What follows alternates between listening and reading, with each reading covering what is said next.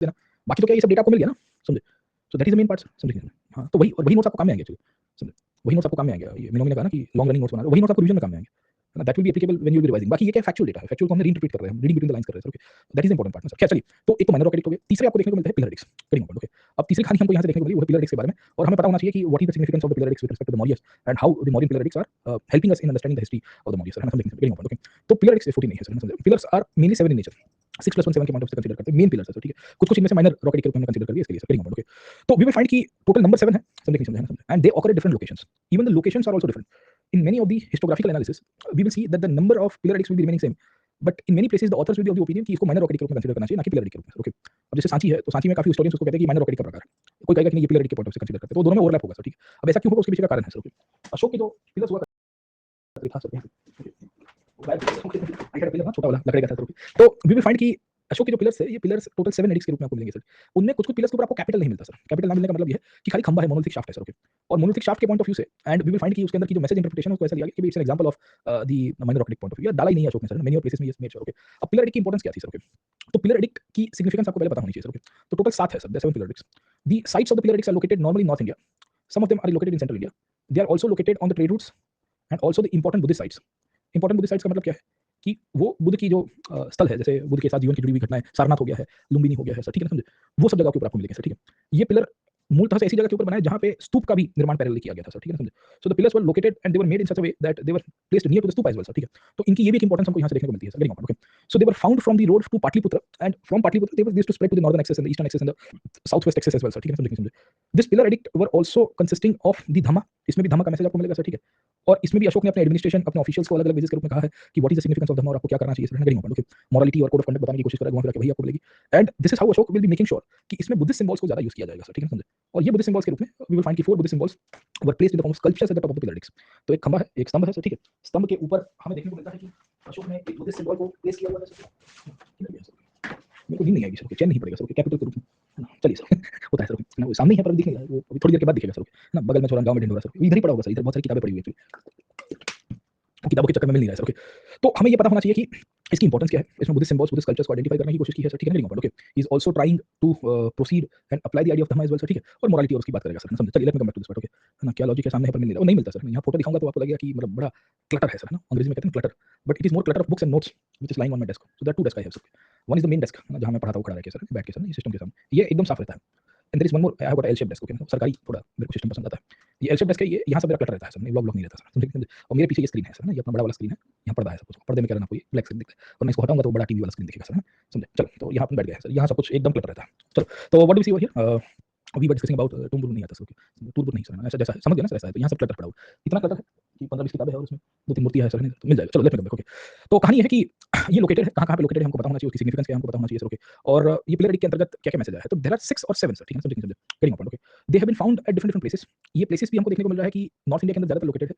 Important बात ये है कि ये पिलर्स को एक जगह के ऊपर कार्व किया गया था, इंस्क्रिप्शंस को एक जगह के ऊपर कार्व किया गया था, और उसके बाद उसको ट्रांजिट करवाया गया था। ट्रांजिट करवाने का मतलब है कि उसको ट्रैवल करवाया गया था। अशोक नॉर्मली ये पिलर्स को बेसिकली बाउंड्री के स्टोन्स के रूप में या विक्ट्री पिलर्स के रूप में तो बताना चाहता था, पर वो जो धम्म का मैसेज है वो भी प्रोपेगेट करना चाहता था। इसके लिए उसने इसको एक जगह के ऊपर कार्व करवाया। नॉर्मली ऐसा कहते हैं कि चुनार में इसको कार्व करवाया गया था, क्योंकि इसमें जो स्टोन यूज किया है बफ कलर का या क्रीम कलर का सैंडस्टोन, ठीक है, वो चीज आपको खाली चुनार में ही मिलती थी। So we too found at Chunar only, and that is one of the reasons he might have carved them out and then they were located and placed in different parts of the country.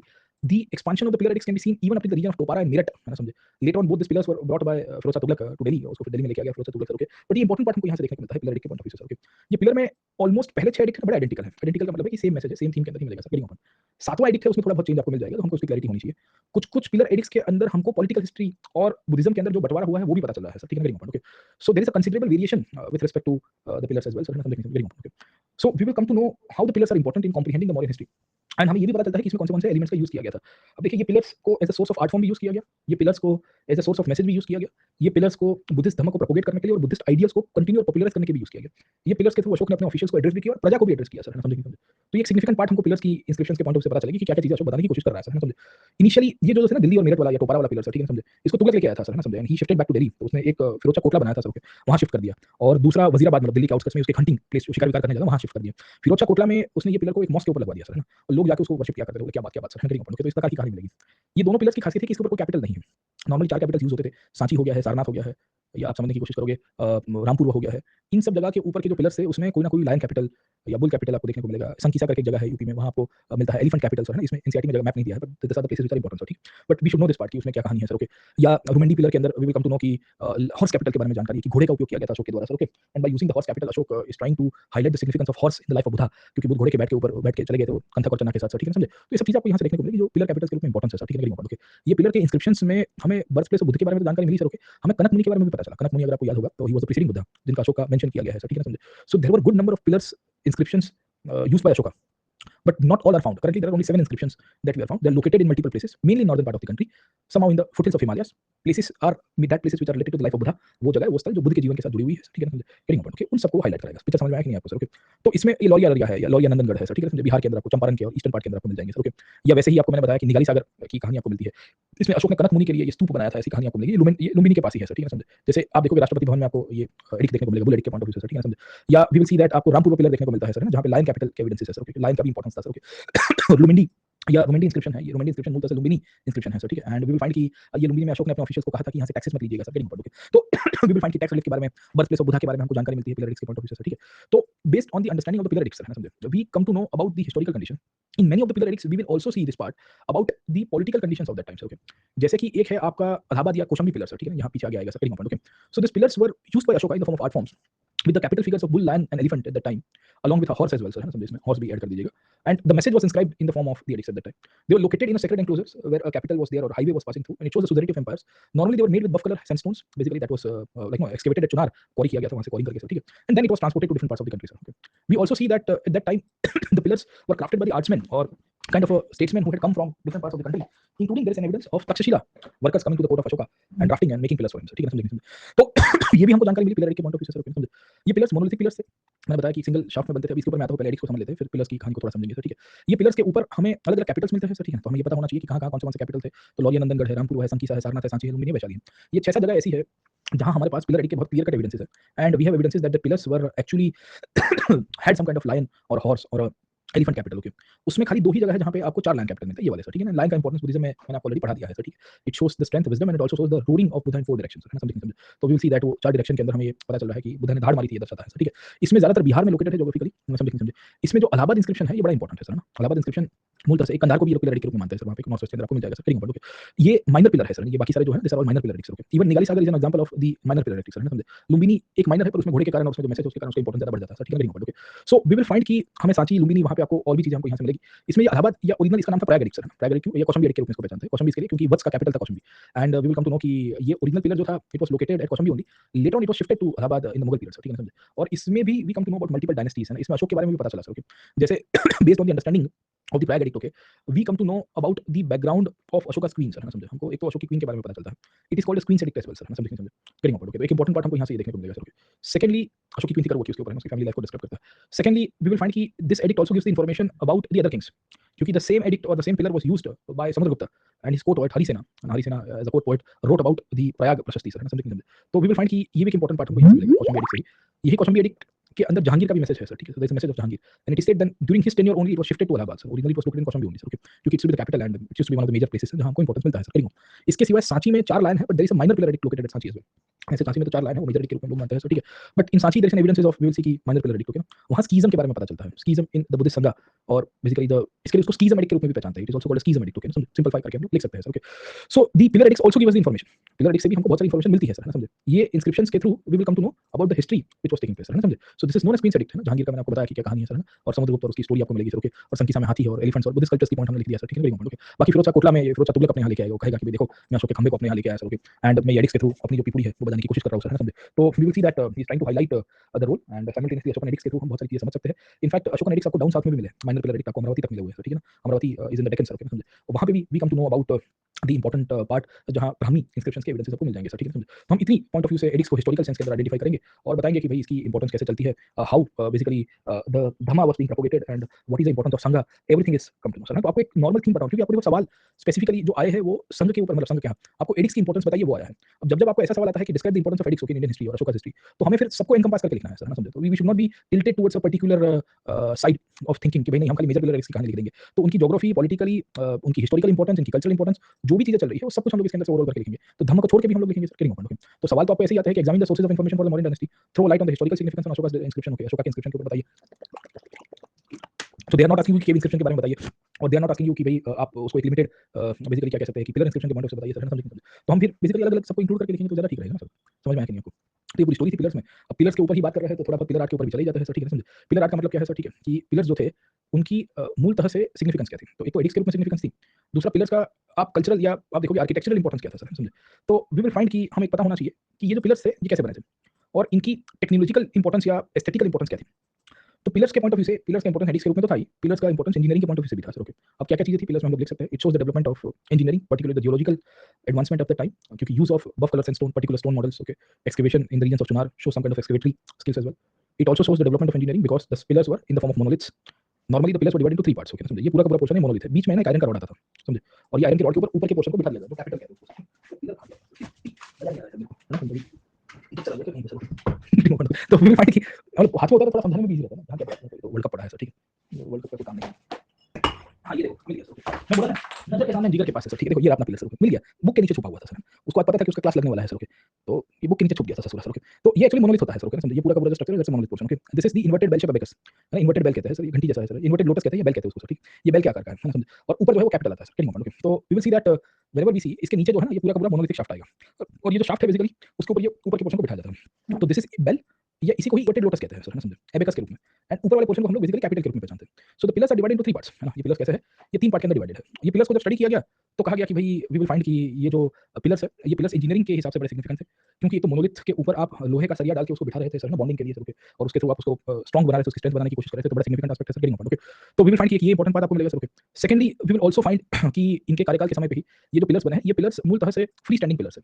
Free standing pillars का मतलब है कि इनका shape अगर आप देखोगे tapered होते हुए जा रहा है सर, है ना, समझे। हाँ, तो आयरन रॉड नहीं है इसके अंदर, मैं दिखा देता सर। अभी मैं वहाँ ये एक्जिस्टिंग पिलर्स आयरन रॉड निकालने की कोशिश करूंगा तो आर्कियोलॉजिकल सर्वे ऑफ इंडिया मेरे ऊपर ancient monuments and protection act जो है सर 1954 का कोई कानून है, उसके ऊपर फिर मेरे को पब्लिक प्रॉपर्टी को डैमेज करने का 2-4 सेक्शन लगाएगा सर, ओके, और पुलिस के हवाले कर देगा, तो मेरे को भी जाना नहीं है उसके ऊपर सर, समझे। तो वी विल फाइंड कि है ना, फिर मेरे को जाना पड़ेगा जहाँ जो लोकल जुरिस्डिक्शन लगता है वहाँ जेल में चक्की पीसी है ना, गेटिंग पॉइंट, ओके। तो वी विल फाइंड कि इस बेसिस के रूप में हमें पता चलना चाहिए कि Ashokan pillars were practically monolith but they had an upper portion which was bonded to them sir, okay. तो ऐसे मोनोलिथ कहते हैं उसको सर, गेटिंग पॉइंट, ओके। तीसरी कहानी हमें देखने को मिलता है कि they are an example of more of we can say the engineering parts where the tapering of the pillars had taken place, and under the tapering of the pillars we'll also see they were designed in such a way that they can stand on a free standing base, okay, so there is no need to create a foundation over there, okay. Thirdly, they were on around size of 50 feet, है ना, 50 feet के आसपास की इसकी size थी, and they weighted around 40-50 tons as well sir, getting my point, okay. This thing shows कि they were able to produce such masterpiece with the use of design skills, और ये center of gravity के basis के रूप में divide करते हुए उसको बढ़ाने की कोशिश कर रहे थे, तो वो भी एक सिग्निफिकेंट पार्ट था सर। और साथों साथ ये पिलर्स का इंपॉर्टेंस मैंने बताया ज्योग्राफिकल एक्सपेंशन के लिए, बुद्धिस्ट आइडियल्स को कैरी करने के लिए, और साथों के साथ अशोक अपना इंस्क्रिप्शंस के थ्रू बताने की कोशिश कर रहा है सर, ओके।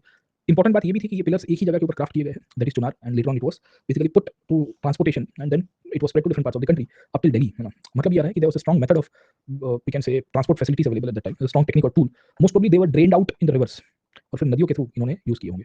पर नदी वाला सवाल थोड़ा भी कॉम्प्लिकेटेड है आज की तारीख। द रीजन इज दैट क्योंकि गंगा नदी का जो फ्लो है वो नॉर्थ टू साउथ की तरफ है। आप पिलर बना रहे थे चुनार में और आप ये कह रहे हो कि मैं ऊपर की तरफ भेज रहा हूँ, दिल्ली की तरफ या यमुना की तरफ से, ठीक है। अपस्ट्रीम तो थोड़ा टफ हो जाता है अगेंस्ट द फ्लो जाना। अगर अपस्ट्रीम किया है तो काबिल तारीफ होगा सर, ठीक है, समझे। ये पिलर स्टेट की अथॉरिटी को दर्शाता है, क्योंकि स्टेट कंट्रोल में ये पिलर्स बने थे, स्टेट सुपरविजन में बने थे, एंड स्टेट सुपरविजन में स्टेट कारखाना में स्टेट वर्कशॉप में बने थे। ये सिग्निफाई करता है मेगास्थनीज के ऑब्जर्वेशंस को और कौटिल्य की गाइड बुक को कि state should control the manufacturing activities, लिखिएगा ये पार्ट सर, ठीक है ना, समझे। This pillar shows the state control in the state manufacturing process, and because they are state manufactured and hence it signifies and collaborated with evidences in the historiography written by Megasthenes and the prescription given in the Arthashastra, है ना, आना चाहिए sir, okay, समझे। ऐसे तो किताबों में नहीं मिलता है सब सर, गेटिंग समझे। This pillars were highly an example of art and aesthetics as well, है ना। रिपीट कैसे करेंगे सर, वो आ गया तो आ गया सर, ओके। और लिखो it signifies the state control sir, bullet point लिखवा देता हूं sir. It signified the state control of manufacturing sir, because they were manufactured under the state supervision, because they were manufactured under the state supervision sir, ठीक है, समझे। तो this thing or the state supervision correlates with the facts which were observed by Megasthenes and prescribed by Kautilya in the अर्थशास्त्र। एक line में मैंने समझा दिया, एग्जामिनर को यही समझाना होता है ना सर कि भाई कौटिल्य ने प्रिस्क्राइब किया था कि वर्कशॉप स्टेट कंट्रोल में होनी चाहिए, तो मेगास्थनीज ने ऑब्जर्व किया था कि आर्टिजन्स को, वर्कशॉप करने वाले मैन्युफैक्चरिंग क्लास को, क्योंकि कैपिटल पाटलिपुत्र की प्लानिंग भी वैसे ही हुई थी ना बाबा, समझे नहीं समझे, ओके। तो ये भी एक इंपॉर्टेंट पार्ट है सर, समझे नहीं समझे। This pillars also shows the migration in the form of aesthetic beauty and aesthetic art form. Precisely, the pillars were an example of wooden architecture or wooden carving transformed into stone carving. The reason is the polished nature of the pillars actually shows कि they were initially made to reflect the wooden art form. अब ये क्या है sir, okay, मैं समझे नहीं समझे। ये पिलर्स के ऊपर जो पॉलिश की गई है शाफ्ट के ऊपर, और ये देखो ना बाजू में इधर इधर ये तो पॉलिश चली गई सर।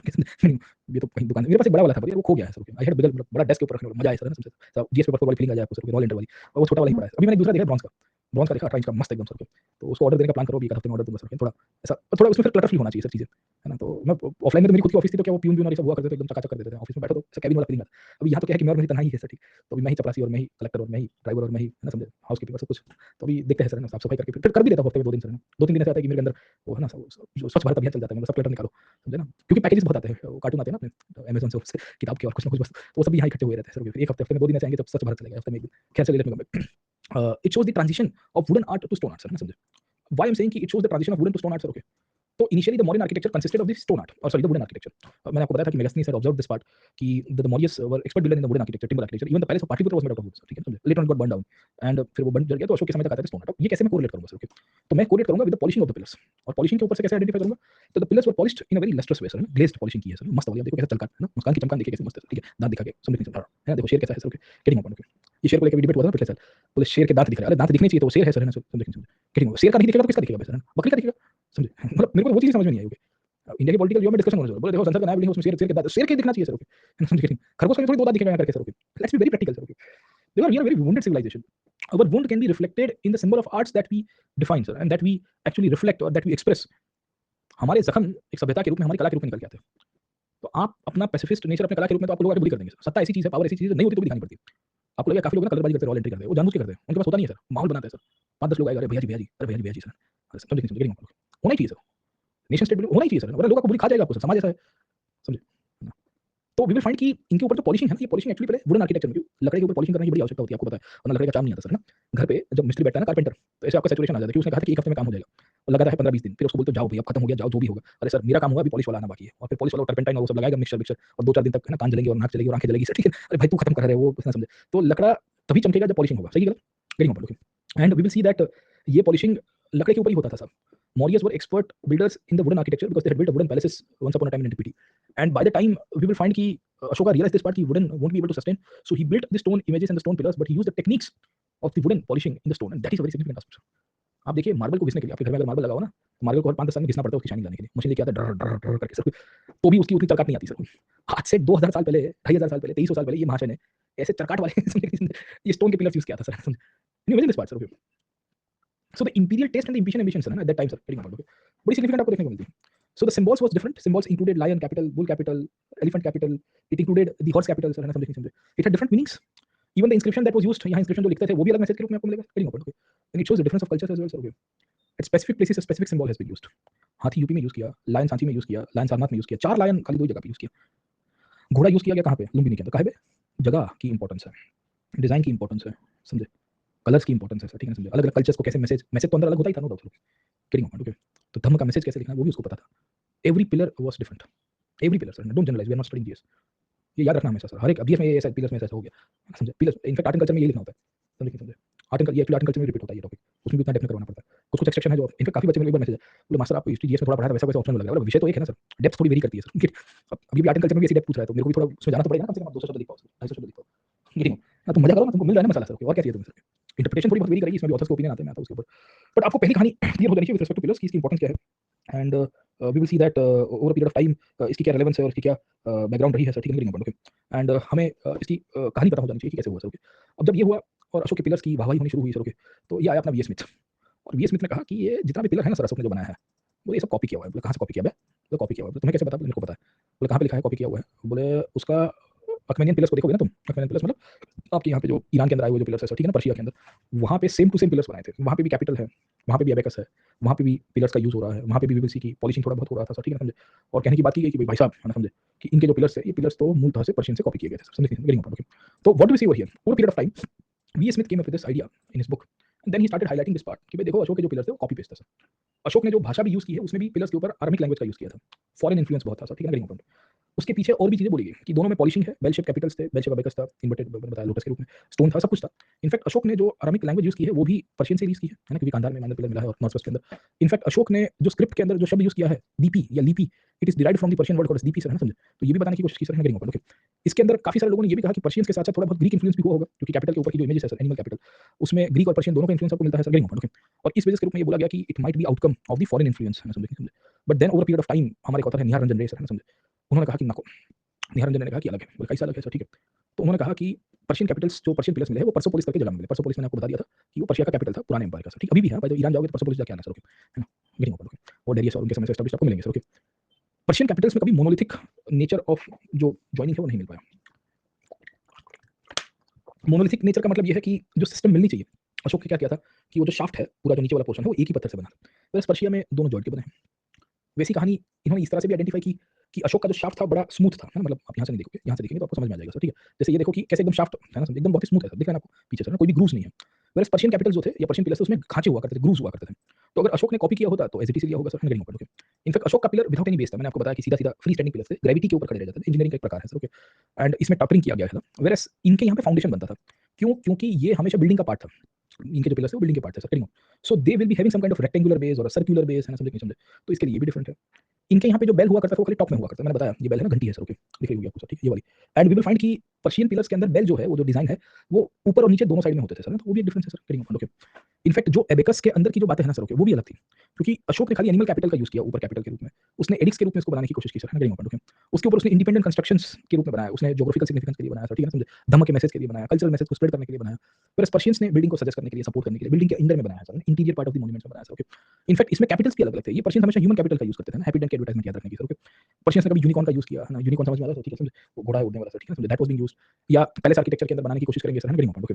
तो इस बेसिस के रूप में we will come to know कि हम कैसे मान सकते हैं कि अशोक का जो इंस्क्रिप्शन था वो इसके अंदर से कॉपी था सर, ओके। तो कहानी ये है कि इन्फ्लुएंस जरूर से था, है ना, समझे कि नहीं समझे, देयर वाज सर्टेन इन्फ्लुएंसेस, क्योंकि art style, design, ideas do travel with the artist and people who carry from one place to other place, but the interpretation of the art can be different, the symbolic gesture can be different, समझ रहे हैं? और इस basis के रूप में थोड़ा बहुत इन्फ्लुएंस हुआ होगा। इनफैक्ट वी एस स्मिथ ने ये भी कहा कि पर्शियन पिलर्स बहुत पहले बन गए थे, क्योंकि परसेपोलिस तो 6th सेंचुरी बीसी से बनना शुरू हुआ था, है ना, पर्शियंस के समय से। मौर्यस तो 325 के बाद, मतलब 2nd सेंचुरी 4th सेंचुरी, मतलब इनके बीच में 250 साल का अंतर भी है।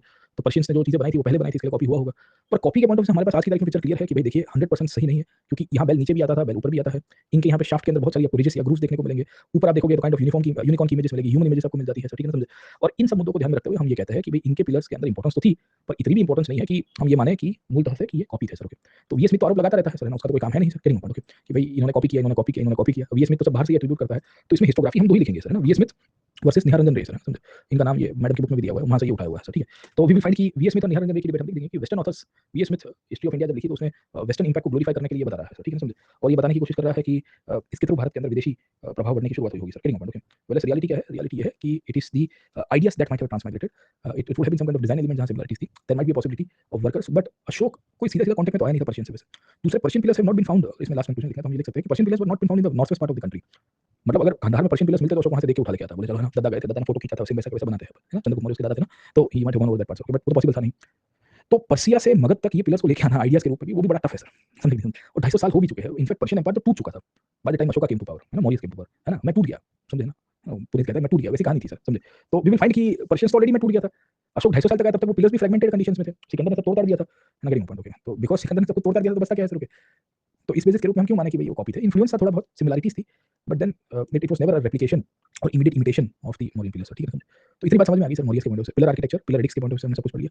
और कल छुट्टी रख देते हैं सर, है ना, समझे, और परसों से फिर कंटिन्यू करेंगे। कल वो एमसीक्यू का क्लास लेना है, एक्चुअली आज एमसीक्यू का क्लास हो रहा था पर आज सेट नहीं हो पा रहा है, कंटेंट बनने में कुछ आगे पीछे हो रहा है, तो कल एमसीक्यू का क्लास ले लूंगा और कल छुट्टी भी ले लेंगे सर, है ना, समझे। और पर्शियन पिलर्स की संख्या नहीं ज्यादा थी, पर्शियन पिलर्स की संख्या क्योंकि वो पैलेस आर्किटेक्चर का पार्ट था, और पैलेस आर्किटेक्चर के रूप में अगर आपको बनाना है तो वी विल फाइंड कि इसमें ज्यादा नंबर्स आपको मिल जाएंगे सर, है ना, समझे। चलिए सर, ठीक है।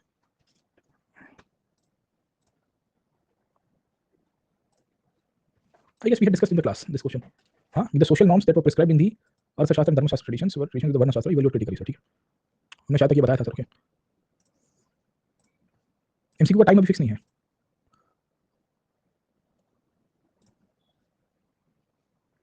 Over the time it became difficult to operate. Mobilization was always evident in Indian society.